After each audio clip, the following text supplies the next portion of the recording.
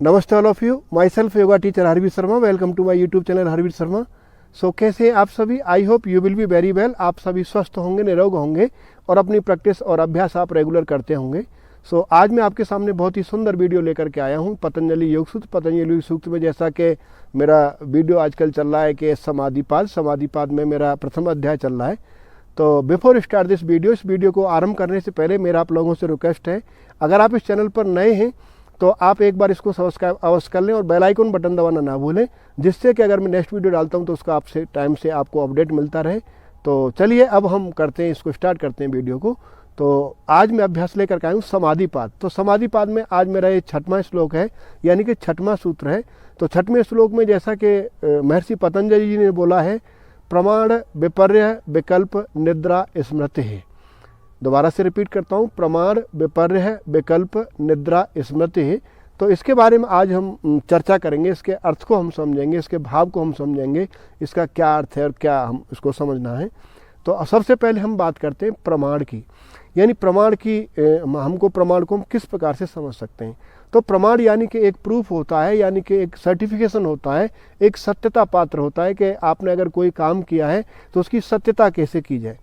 जैसे कि अगर आपको बहुत ज़्यादा नॉलेज है लेकिन आपके पास सर्टिफिकेट नहीं है, तो अगर आपके पास सर्टिफिकेट है, आपने जैसे आपका हाई स्कूल का सर्टिफिकेट होता है, 5वीं का, 10वीं का या ग्रेजुएशन का, इंटर लेवल का, जो भी आपके पास सर्टिफिकेट है, तो सर्टिफिकेट आपको ये सर्टिफाइड करता है कि आपने स्टडी किया है।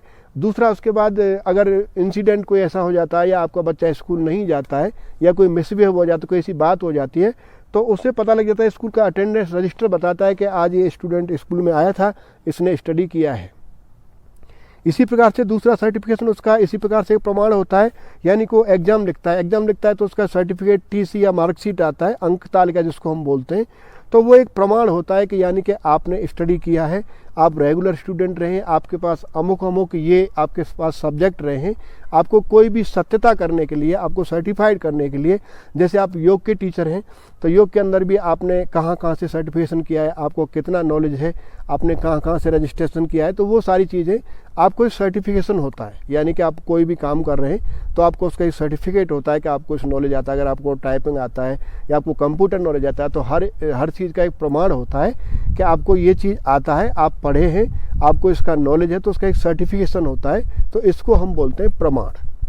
यानी कि आपने सुना भी होगा कि प्रमाण के प्रत्यक्ष के लिए प्रमाण की क्या आवश्यकता होती है, तो जो सामने दिखाई देता है उसके लिए आवश्यकता होती है। यानी प्रमाण एक प्रूफ होता है, यानी कि एक सबूत होता है जिसके कि आप ये सिद्ध होता है कि ये इस चीज़ का सर्टिफिकेट है, आपको ये चीज़ आती है, आप इसको नॉलेज है, आप इसको जानते हैं, इसको हम प्रमाण बोलते हैं। दूसरा शब्द आता है उसके बाद, प्रमाण के बाद आता है विपर्य। विपर्य का मतलब होता है मिथ्या ज्ञान या गलत समझना। मिथ्या ज्ञान का मतलब होता है यानी कि आपको सही गलत का सही से ज्ञान नहीं होना, या सही को गलत समझ लेना, गलत को सही समझ लेना, या फिर जैसे आप किसी भी चीज़ का आपको सही से ज्ञान नहीं है, आप किसी भी गलत चीज़ को सही समझ रहे हैं, सही को गलत समझ रहे हैं। सही गलत का मतलब यहाँ पर इस प्रकार से, जैसे कि आपने सांप को रस्सी समझ लेना या रस्सी को आप सांप समझ लेना, यानी कि आपको मिथ्या ज्ञान, यानी कि ज्ञान के अभाव इसको हम बोलते हैं, यानी कि ज्ञान नहीं होना, उसको मिथ्या ज्ञान। और जो विपर्य जो होता है, यानी कि मिथ्या ज्ञान जो होता है, ये हमारे क्लेशों की जर्नी होती है, इसी से हमारे पंच क्लेश हमारे पैदा होते हैं। तो यानी कि जैसे कोई आदमी अगर पढ़ा नहीं है तो यानी कि वो गरीब है तो गरीब किस लिए? क्योंकि वो पढ़ा नहीं है तो यानी कि क्या है कि वो मतलब उसके पास धन नहीं है।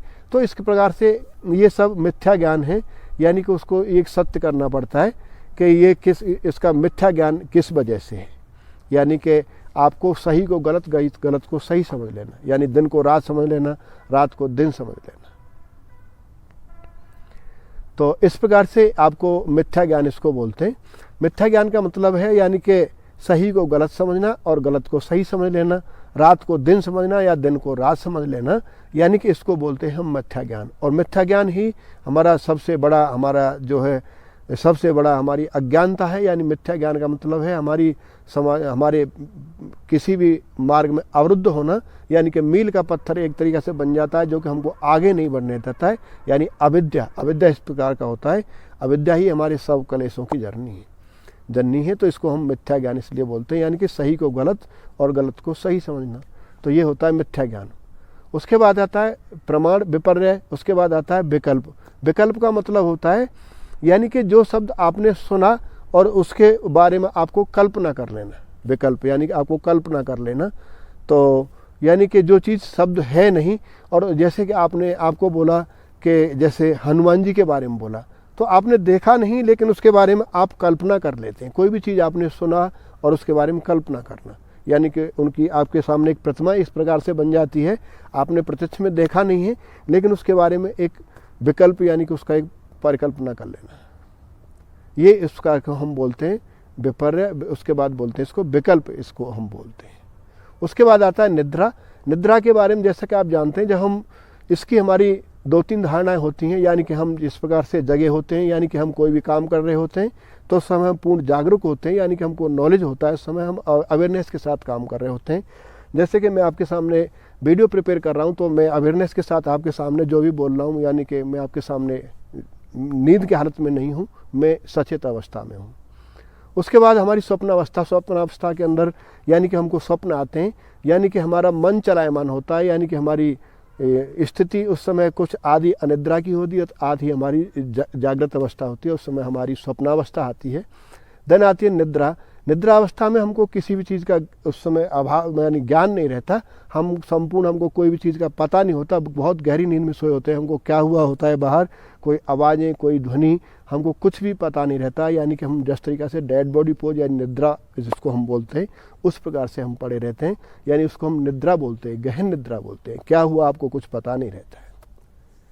उसके बाद बोलते हैं स्मृति। स्मृति शब्द आता है जैसे कि आपका कोई फ्रेंड है, अगर आपको 10 साल बाद या 15 साल बाद मिलता है और आप उसको अचानक से उसको पहचान लेते हैं तो उसको याददाश्त बोलते हैं, यानी कि आपको उसके बारे में उसने आपसे नाम पूछा या आपको किसी ने फ़ोन किया तो आपने उसको तुरंत से पहचान लिया, आपको तुरंत उसको रिफ्लेक्शन में जवाब दिया, तो बोले इसको याददाश्त बोलते हैं, इसको मेमोरी बोलते हैं। स्मृति बोलते हैं कि आपको इतने साल बाद भी आपको उसकी हिस्ट्री मालूम है, आपने किसी दोस्त से आप कहीं मिले, आपने एक साथ खाना खाया, आपने एक साथ वहाँ कुछ भी आपने प्रोग्राम किया, गाना गाया या आपने जो भी मस्ती किया, तो आपको एक याददाश्त बनी है कि हम वहाँ गए थे, वहाँ मिले थे, हमने ये खाया था, वहाँ रुके थे, ऐसे किया था, ये ऐसे किया था, तो आपको एक स्मृति बोलते हैं, उसको मेमोरी बोलते हैं, यानी कि याददाश्त उसको बोलते हैं। यानी कि बहुत सालों के बाद भी आपको उस चीज़ को, यानी कि आपको बहुत जल्दी उसका नाम याद आ जाना, उस घटना की याददाश्त आपको आ जाना, आपको याददाश्त बनी रहना, आपको तुरंत से आपको उसकी कोई डेट या टाइम आपको याद रहना,